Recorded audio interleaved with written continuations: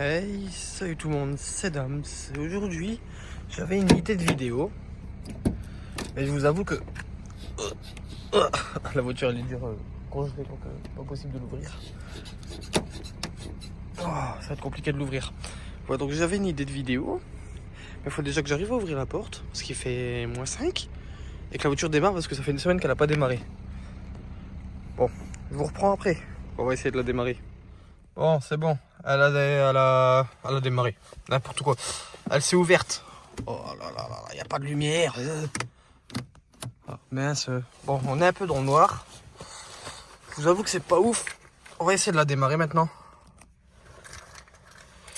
Ça fait une semaine qu'elle n'a pas démarré. Si elle démarre, vidéo. Si elle démarre pas, pas vidéo. Et vu qu'il fait -2 que le démarre, il est un peu fatigué dessus.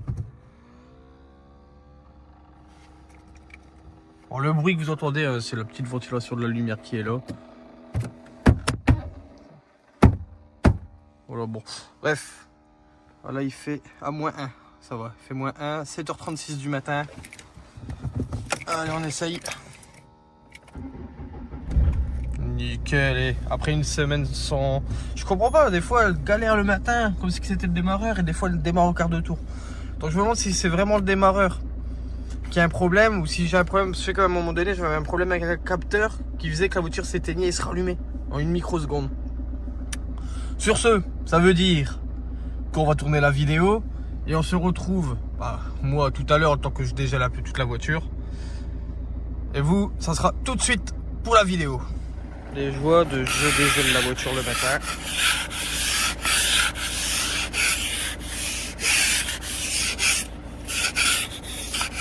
C'est comme ça pour toute la voiture.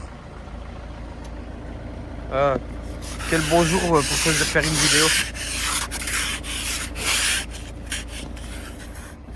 Hey, salut tout le monde, c'est Dams. Et aujourd'hui on se retrouve pour une nouvelle vidéo. Et dans cette vidéo, tout simplement, je vais vous expliquer tous les points qui sont à contrôler au contrôle technique de son véhicule, tout simplement, pour que vous ayez le plus de chances possible de passer au contrôle technique sans refus de contrôle technique. Ça fait beaucoup de mots, contrôle technique, hein. Je vous avoue. Donc tout simplement, en fait, je vais vous expliquer point par point ce qu'un contrôleur technique contrôle sur le véhicule. Donc comme ça, vous pourrez vérifier les mêmes points et avoir le plus de chances possible de passer au contrôle technique sans avoir de soucis. Donc cette vidéo sera composée, je pense, en 2 parties. Le premier épisode, ça sera qui est là actuellement, où on va faire vraiment le tour général du véhicule, un peu dans le compartiment moteur et un peu à l'intérieur. Et la deuxième partie, c'est quand elle sera levée et qu'on regardera le dessous. Alors que je me débrouille pour trouver quelqu'un avec un pont que j'avais sur chandelle et que du coup je m'allonge pour regarder le dessous et tout ce qui est lié à la direction, les pneus, etc., etc. Donc, on va commencer tout simplement. Donc je vais faire comme si que je contrôlais un véhicule au contrôle technique. Donc le contrôleur technique, il commence en premier par, bon bien sûr, ramener votre carte grise pour le contrôle technique, hein. Donc une fois qu'il a rentré toutes les informations, on arrive, on contrôle. On commence par les plaques d'immatriculation. On vérifie bien qu'ils sont présentes, que ce soit à l'avant ou à l'arrière. Donc là, ils sont bien présentes. Tout simplement, il n'y a rien de compliqué.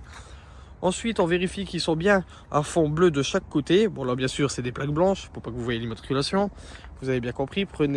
Faites comme si vous les voyez.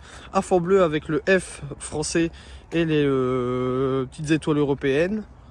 Que ça soit pas des... Alors, ceux qui demandent, ouais, mais les plaques noires, ouais, mais si c'est pas des plaques à fond bleu, avec normalement, il y a même un numéro d'imprimé ici, sur la plaque. Si c'est pas ça, c'est pas conforme. Ne cherchez pas plus loin, n'essayez pas de me dire dans les commentaires, ouais, mais si c'est des plaques noires, ouais, mais nanana, nanana.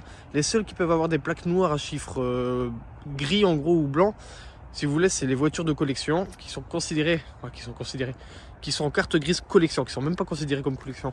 Parce que s'ils sont considérés, mais que vous n'êtes pas encore en carte grise collection, c'est des plaques normales. Voilà, on met fin au débat. Donc, une fois que vous avez vérifié ça, les plaques d'immatriculation, on va ouvrir. Ils vont ouvrir le capot moteur, ou ça dépend, ça peut être dans plusieurs endroits. Donc ils vont vérifier le numéro de châssis en deuxième étape. Donc la frappe à froid, la plaque constructeur qui est bien présente. Si la frappe à froid est présente, c'est ok. Si elle n'est pas présente, c'est contre-visite. La plaque constructeur, si elle est présente ou pas présente, c'est un défaut mineur dans tous les cas, mais c'est pas une contre-visite. Mais c'est toujours mieux qu'elle soit là. Ensuite, on va vérifier tout ce qui est dans le compartiment moteur. Donc on vérifie bien que tout est fixé, qu'il n'y a pas de traces de gras, de brûlure, qu'il n'y a pas de cache qui se balade. Après on vérifie aussi au niveau des coupelles d'amortisseur, on essaie de bouger vraiment, on essaie de tâter un peu le terrain pour voir si tout est ok. Ensuite on vérifie le niveau de liquide de refroidissement, niveau d'huile, on vérifie le niveau de liquide de frein, on vérifie le niveau de direction assistée, on vérifie un peu tout. Bien sûr, mettez bien du lave-glace parce que ça aussi on le vérifie au contrôle technique. Ensuite on vérifie que le capot tient bien, que ce soit avec des vérins ou la barre, il n'y a pas de souci. Donc voilà. Hop, je vais essayer de le reposer en sorte que la plaque blanche elle tombe pas, parce que ça fait 2 fois que je relance la vidéo vu que la plaque blanche elle tombe, elle est un peu abîmée. Ensuite on vérifie aussi, ah oui, bon, j'ai fermé le capot pour rien. On vérifie aussi les feux s'ils sont bien fixés, tout simplement, qu'ils bougent pas, qu'ils sont pas ternes. Bon là ils sont un petit peu ternes, mais bon ça va encore, ils ont été refaits il y a quelques temps. On vérifie vraiment les feux anti-brouillard à l'avant, s'il y en a. On vérifie si le pare-choc est bien fixé. Vraiment on tâte, en fait le contrôleur c'est ça, il va tâter un petit peu partout, voir l'état de la carrosserie, l'état général du véhicule, s'il est en bon état. Donc vraiment après on est parti sur l'aile, on tâte l'aile, tire dessus, le répétiteur, hop, vraiment on touche à tout. Pareil après on passe à la porte, on regarde si le rétro tient bien, on prend la porte, on l'ouvre, on vérifie de haut en bas en la secouant comme ça s'il n'y a pas du jeu dans les charnières de porte. On vérifie tout ce qui est charnière de porte, tout ce qui est sécurité de porte, on vérifie s'il n'y a pas de trous dans les montants de porte, si ça tient bien, voilà quoi, si les joints sont pas pourris. Voilà. Après on passe à la deuxième porte. Après ça c'est vraiment tous les points. Les portes c'est bien vérifié. On vérifie porte par porte. Donc voilà. Voilà. De haut en bas toujours pareil. Bon, c'est un peu cafouillis avec le téléphone, c'est un peu compliqué tout seul. Après on vérifie le coffre. Hop, il s'ouvre bien. Hop, on regarde s'il bouge pas. Si les vérins ils tiennent bien. Voilà. Hop. Après on vérifie pareil, c'est toujours les feux. Voir si ça bouge pas. Vraiment, première chose, c'est vraiment regarder l'aspect esthétique du véhicule, voir si tout est bien fixé, s'il n'y a rien qui tombe. Après avoir fait l'identification du véhicule. Voilà. Ensuite, toujours pareil, en fait c'est vraiment on tâte en faisant le tour. On regarde si la trappe à carburant a bien son joint d'étanchéité, s'il n'y a pas de gras autour. Parce que ça aussi, ça peut être un refus au contrôle technique. S'il n'y a plus de joint d'étanchéité ou qu'il n'y a plus de bouchon. On vérifie les autres portes de l'autre côté, de haut en bas. Tout ce qui est gâchette de serrure, charnière. Vraiment, on vérifie. On essaie vraiment de tout vérifier. On fait un bon gros tour du véhicule. Voilà, là on voit qu'il y a quelques griffes, ça sera peut-être notifié au contrôle technique et encore ça va, c'est pas des enfoncements. Voilà, quelques petits coups, vous voyez, par-ci par-là. Mais ça vraiment, c'est même pas obligé d'être mis au contrôle technique ça. Faut que ça soit vraiment un enfoncement. Pareil, hop, de haut en bas. On vérifie, voilà, on vérifie aussi ça, les charnières, que ça tient bien. Hop. Après, des fois, le contrôleur, il peut contrôler plusieurs ouvertures de la porte de haut en bas pour voir si vraiment il y a du jeu. Parce que des fois, on peut faire ça, ne pas avoir de jeu, faire ça, avoir du jeu dans la porte. Donc voilà, rétroviseur, que ça tient bien, que la coque est bien présente, le petit répétiteur, l'aile. Voilà. Vous voyez, déjà, on fait vraiment bien le tour du véhicule, tout simplement. Bon, ensuite, on va se retrouver à l'intérieur. Bon, une fois qu'on se retrouve à l'intérieur, qu'on se trouve pour l'intérieur plutôt, pas à l'intérieur encore, on vérifie tous les ceintures. On vérifie qu'ils se déroulent bien à fond, qu'ils sont pas effilochés, que la sécurité bloque bien, que les ceintures s'enclenchent bien. Voilà. Et qui reviennent bien. Il faut vraiment que tout ça, ça fonctionne parfaitement. Ça, c'est vraiment la sécurité. Les contrôleurs ne rigolent pas sur ça. Si quelque chose ne va pas dessus, la plupart du temps, c'est pas la plupart du temps, il n'y a qu'un défaut en mineur, c'est s'il manque le cache noir là et que ça fonctionne toujours ça, ou qu'il soit abîmé. Ou sinon tout le reste du temps au niveau de la sécurité des ceintures, c'est contre-visite. Donc voilà. Bon après bien sûr, on contrôle tous les ceintures, ça fait pas exception, ça au contrôle technique, il le démonte, il vérifie la ceinture, que ça se déroule bien à fond, que ça se bloque bien, que ça va bien se fixer ici. Et le siège, normalement, il est censé être retourné de l'autre côté pour bien montrer, pour que le contrôleur montre bien qu'il a démonté le siège et que vous, après, vous le replacez. Comme ça, c'est pas, comment dire, c'est pas lui qui serait en tort en cas d'accident et que le siège il vole, quoi, par exemple. Bon, on vérifie vraiment tous les ceintures. S'il y a 5 places, il doit y avoir 5 ceintures, il doit y avoir 5 prétentionneurs, il doit y avoir 5, voilà quoi. Faut qu'il y a tout. Faut pas qu'il en manque. Il manque une ceinture, c'est fini. Donc là on voit bien. Hop. Là ça fonctionne bien, ça bloque bien, ça se déroule bien. Les ceintures sont pas effilochées, sont en bon état. La ceinture du milieu c'est pareil. Voilà, vraiment on le déroule à fond. En bloc, on regarde l'état de la ceinture. C'est pas effiloché, il n'y a pas de souci. On le met dans son petit cache. Voilà. Hop, vous voyez bien que ça fonctionne. Ça se déroule bien, ça se renroule bien. Pas de difficulté, pas de souci. Hop. Ensuite, la dernière. Hop. Quand c'est à l'avant, il y a aussi les réglages à vérifier. Que ça soit de haut au milieu.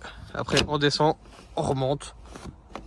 Ça, voilà, tout ça, c'est vérifié au contrôle technique. Voilà. Tout ça, c'est vérifié au contrôle technique. Après, on vérifie aussi que les banquettes bougent pas trop. Bon, là, je vous avoue que celle-là bouge un peu. Ça aussi, ça peut être un refus au contrôle technique. S'il y a trop de jeux dans les banquettes, s'ils sont trop déchirés, il faut regarder le bon état des banquettes. Le bon état, s'il y a des accoudoirs qui sont pas arrachés, qu'il y a bien les appuis-têtes. S'il n'y a pas les appuis-têtes, c'est terminé aussi, c'est contre-visite. Donc il y a vraiment beaucoup de points qui est vérifié. Après, les gens ils sont étonnés que ça prend 45 minutes. Voilà, les appuis-têtes. Hop, il n'y a pas de souci. Donc ça, c'est tous les points qui sont vérifiés. Et par contre, côté conducteur, il y a beaucoup plus à vérifier. Donc là, on a vérifié que les banquettes tenaient bien. La banquette arrière aussi, il faut vérifier qu'elle tient bien, qu'il n'y a pas de jeu, qu'elle soit bien présente aussi. Hein. C'est le cas. Voilà. Il n'y a pas de souci. Ensuite, une fois qu'on rentre dans le véhicule, côté chauffeur, il faut tout vérifier. Vérifier les commandes là, les commandes de rétroviseur. Bon, hop, il faut ouvrir, vous avez compris. Voir si les rétros se règlent bien. De chaque côté. Les vitres. Hop. On doit regarder de l'intérieur si la porte passager s'ouvre bien. Voilà, elle s'ouvre bien. Ensuite, on doit regarder vraiment la ceinture comme je vous ai dit. Après, regardez que le siège coulisse bien. Que le dossier bouge bien pour le réglage. Voir le réglage en hauteur s'il y en a un qui fonctionne bien. Hop, voilà, pour l'accoudoir. Ensuite, on vérifie au niveau d'ici, on va passer à ce niveau-là maintenant. On vérifie bien que le volant, il bouge pas, qu'il n'y ait pas de jeu. Voilà, là on voit bien que je force dessus, il n'y a pas de jeu. On vérifie bien que tous les commandes fonctionnent, que tous les feux fonctionnent. Au niveau des voyants, donc là vous voyez qu'il n'y a pas trop de soucis. Ensuite, on vérifie bien quand le véhicule a appuyé la clé, que le Neyman s'enclenche bien. Vraiment, il y a beaucoup de points à vérifier. Ça, c'est tous les points qu'on peut vérifier au contrôle technique. Donc, on vérifie au contrôle technique. Donc voilà. Après là, pareil, la pédale, je dois pomper plusieurs fois pour que la pédale devienne dure. Ensuite, une fois que c'est dur, on démarre. Là, comme ça, on voit bien que mon pied s'enfonce. C'est pour voir si l'assistance au freinage fonctionne bien. Après, on vérifie aussi les caoutchoucs de pédale qui sont bien présents en bon état. Ça aussi, ça peut être un refus de contrôle technique. On vérifie bien le réglage de feu, s'il est présent. S'il est présent, normalement, vous êtes face à un mur. Bon, vous tournez la molette. Il faut que ça monte et que ça descend les feux au niveau des réglages. Voilà, que le faisceau de lumière monte et descend. Pour voir si ça fonctionne bien. Après, on vérifie la climatisation, parce que ça aussi, c'est vérifié. Voilà, là, bon, vous avez compris, ça fonctionne, il n'y a pas de souci. On vérifie, hop, le lave-glace.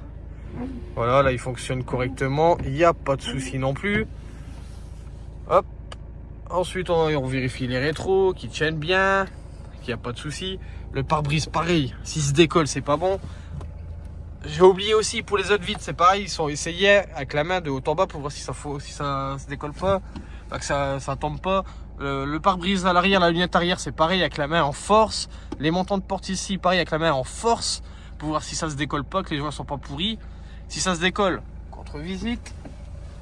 Il y a vraiment beaucoup de points à vérifier. Ensuite, pareil là, on tourne le volant pour voir s'il n'y a pas de points durs au niveau de la direction assistée. Bon voilà, en soi, là, il n'y a rien. Il n'y a pas de poids dur. Le klaxon, on vérifie ça aussi. Ensuite, on vérifie, bon, je vais éteindre le moteur, que toutes les vitesses passent bien. Vraiment, ça, c'est pareil, c'est un point à vérifier. Hop, faut que ça soit pas flou, que ça soit bien guidé. Si c'est flou, c'est pas bon. Pareil pour le frein à main, on vérifie tout simplement la course du frein à main. On regarde s'il se lève pas trop haut. S'il se lève en bâton comme ça, c'est pas bon. C'est pareil, c'est un mauvais réglage, c'est contre-visite. Il y a beaucoup de points qui sont vérifiés. Sérieux, ne négligez pas les points qu'il y a à vérifier sur le véhicule, parce que après vous soyez étonné que vous êtes en contre-visite et qu'en fait vous avez négligé tout simplement les points, alors que la voiture est reculée. Alors que oui, vous n'avez pas tout vérifié. Vous avez juste vérifié vite fait. Et vous êtes pris une contre-visite et vous comprenez pas. Donc pareil, les feux, faut que tous les feux fonctionnent, que les warnings, pareil, fonctionnent. Donc là on repasse à l'extérieur. Donc là on voit bien, les feux fonctionnent. Hop. Là on voit bien que j'ai un feu anti-brouillard qui ne fonctionne pas. Qui fonctionne. Et un feu anti-brouillard qui ne fonctionne pas. Le feu anti-brouillard qui ne fonctionne pas, c'est contre-visite, hein, au contrôle technique. Il faut que tout fonctionne. Voilà les warnings. Il faut que les warnings fonctionnent. Normalement, il faut que les warnings fonctionnent contact éteint. Donc là, on voit que tous les feux s'allument. Là, pareil, il y a l'anti-brouillard. C'est bon, il s'allume. Les clignotants, il faut regarder qu'ils sont bien orange et pas jaunes. S'ils sont jaunes et blancs, c'est que les ampoules, ils sont red d'équerre. Et que tout simplement, j'ai peut-être un exemple sur la mienne. Là, on voit bien que c'est orange. Voilà. Et là, normalement, si j'ai bien vu tout à l'heure, on voit bien qu'il est un peu plus jaune. Et encore, ça va.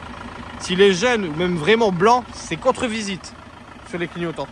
Il faut que ça soit orange et pas une autre couleur. Donc voilà, en soi, il n'y a rien de compliqué. Hop. Donc tout simplement, on vérifie aussi que ça fait les pleins-feux. Bon là, bien sûr, ça se voit pas.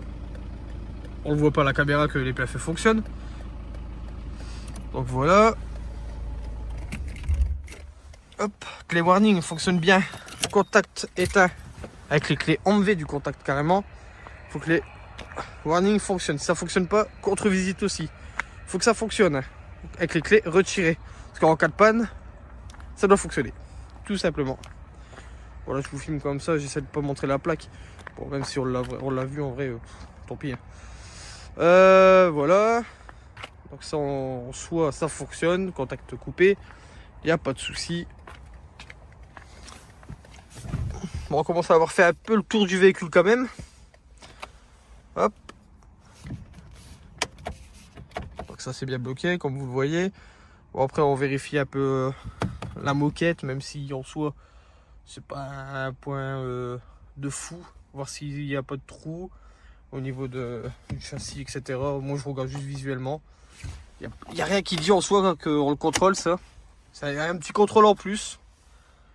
Ensuite, une fois que... Bon, je pense que là, on a déjà bien vérifié tous les points qu'on contrôle au contrôle technique. Hein. À l'intérieur, on a déjà bien vérifié. L'assistance au freinage. Je réfléchis en même temps pour rien oublier. Ah oui, il faut que le compteur kilométrique, c'est pareil. Là. Il faut que là, à ce niveau-là, hop, désolé pour mon doigt, il faut qu'on voit tous les voyants s'allumer et s'éteindre. S'allumer. Donc, il faut que le voyant moteur s'allume, le voyant ABS, le voyant airbag, si c'est équipé, bien sûr. Que tout s'allume. Et quand on allume, tout doit s'éteindre. Bon, moi j'ai le voyant ABS, prenez pas exemple. Le voyant ABS, il est allumé, j'ai un problème d'ABS, il faut que je le fasse juste avant de passer le contrôle technique. Vous inquiétez pas, il y a quelques imperfections à la voiture. Ça sera fait avant le contrôle technique. Bien sûr, ça sera pris en vidéo pour vous montrer les petites aventures et la petite mécanique dessus. Il n'y a plus grand chose à faire hein, sur celle-là, à part peut-être le joint de culasse au niveau du bocal de liquide de refroidissement. Mais ça en soi, si c'est pas dégueulasse autour du bocal de refroidissement, il n'y a pas de défaut qui dit qu'il y a un joint de culasse en cours. Si les niveaux sont bons, qu'il n'y a rien, comme là, moi j'ai mon niveau de liquide de refroidissement, il est allumé, mais c'est parce qu'elle bouffe du liquide de refroidissement tout simplement. Si vous faites tout bien les niveaux, même que vous avez un joint de culasse et qu'elle ne chauffe pas au moment du contrôle technique, il n'est pas censé avoir de contre-visite. Après, si le contrôleur technique, il voit bien que le bocal au-dessus, il est plein de merde et tout, comme moi j'ai là actuellement, c'est qu'il comprend et du coup il va pas tenter de faire la pollution, donc il va mettre un défaut. Contrôle impossible de l'émission polluante quoi. Et donc ça va vous prendre une contre-visite pour la pollution. Donc voilà, il faut que tout soit éteint. Si un voyant moteur allumé, un voyant airbag, un voyant ABS, c'est fini, pareil, fini. Ensuite, ouais, on doit bien regarder qu'on voit bien le kilométrage. C'est pareil, si le compteur de kilomètres il est pété, qu'il y a un star et qu'on voit pas le kilomètre en entier, c'est fini aussi. Hop, ça part à la benne, à la contre-visite plutôt. Ouais, je sais, j'assiste bien sur ma voix quand je le dis. Mais c'est vraiment, si vous voulez vraiment bien vérifier tout ce que j'ai vérifié. Là, déjà, ça sera déjà beau. Bon, ensuite, donc j'y suis, au contrôle technique, on vérifie aussi les pneus.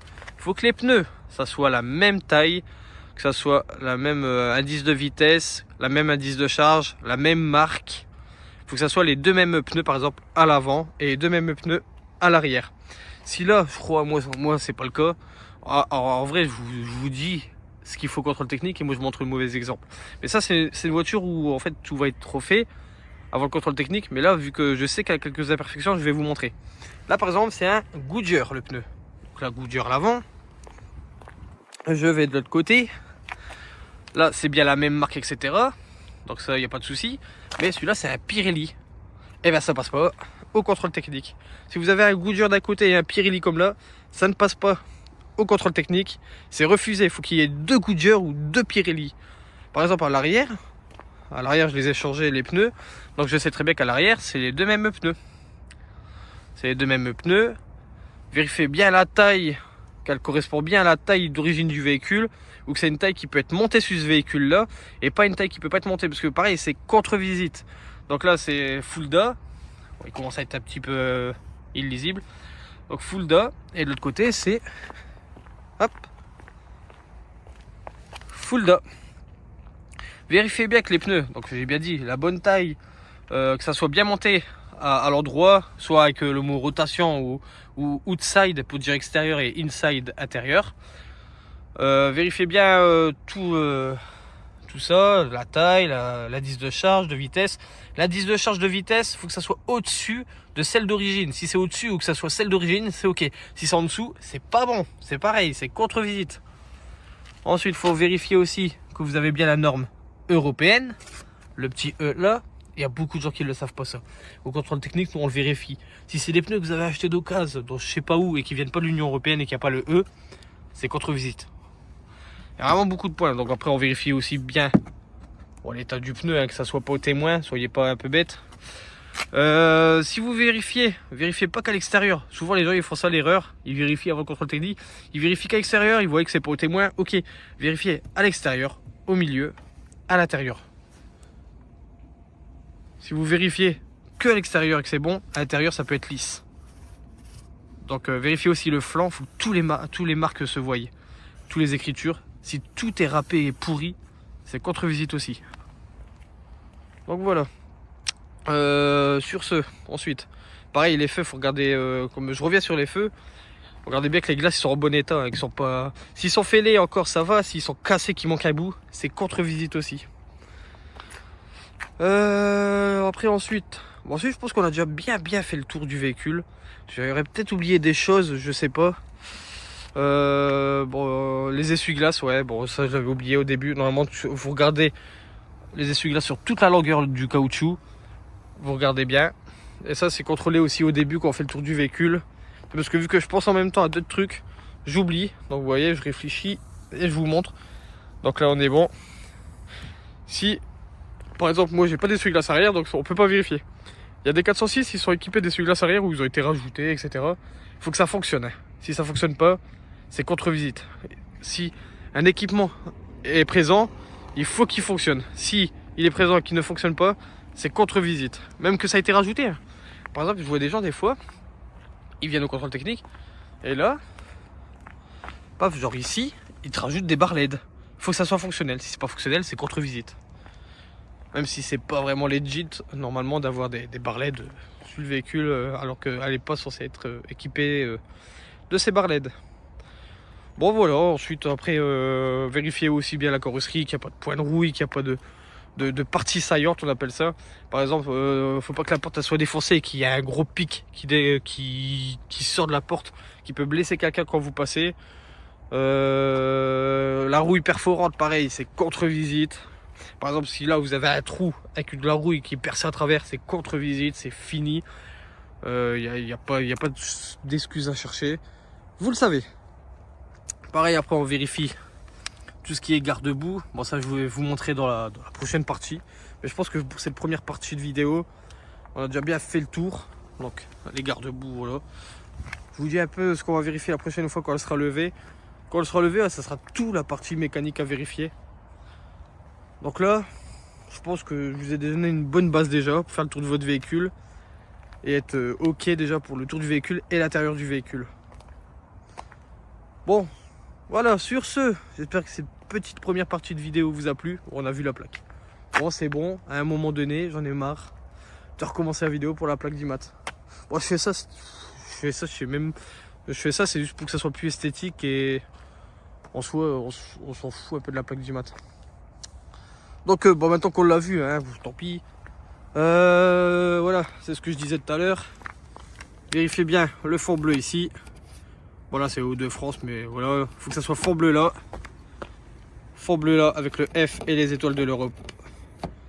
Et qu'il y a bien ce petit numéro là d'imprimé pour que ça montre bien que c'est une plaque officielle.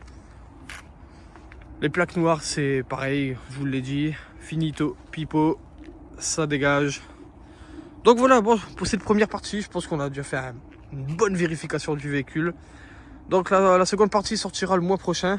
Faut que je trouve soit un pont ou que je la mets sur Cric pour vraiment vérifier tous les composants. Parce que là, il y aura encore beaucoup de choses à vérifier.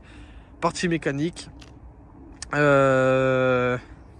Partie tour du véhicule, habitacle, les compartiments moteur et compartiments bagages. On a déjà bien fait le tour. Je vous ai expliqué tout ce qui me venait par la tête et tout ce qui est contrôlé au point de contrôle technique. J'ai peut-être oublié 2-3 choses, mais je pense que j'ai pas oublié grand chose. Vraiment, j'ai dit le plus gros. Sur ce, j'espère que cette vidéo vous a plu. N'hésitez pas à vous abonner, à liker, à partager, ça me ferait super plaisir. Et moi je vous dis à la prochaine pour une nouvelle vidéo. C'était Dams. Tchuss!